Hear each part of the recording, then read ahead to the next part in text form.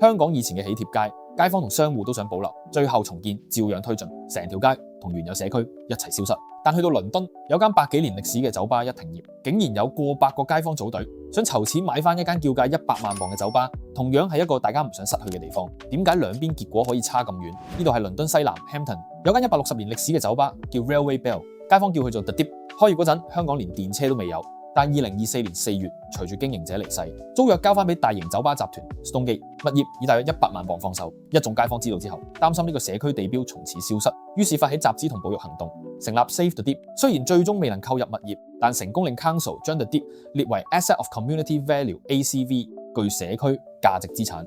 即係如果業主出售，社區可以爭取時間籌錢出價。新買家都同意保留酒吧用途。翻新之後重新開業，不過類似咁嘅 BBQ 結局係好罕有。英國雖然設有 Community Right to Bid 制度，俾街坊6個月時間籌錢買翻對社區有意義嘅物業，但唔代表社區有優先購買權。時間一到，業主仍然可以賣俾其他人。數據顯示，每1000宗 ACV 申請，大約有12至20項資產由社區買到，成功率只有1至2%。有見及此，英國議會4月通過新制度 Community Right to Buy， 正式生效之後，社區籌款期會由6個月延長到12個月。成功籌錢嘅社區即享有第一購買機會，而唔係價高者得。如果雙方傾唔掂價錢，就交由獨立估價決定市場價值。客觀嚟睇，新制度的確會強化社區收購能力。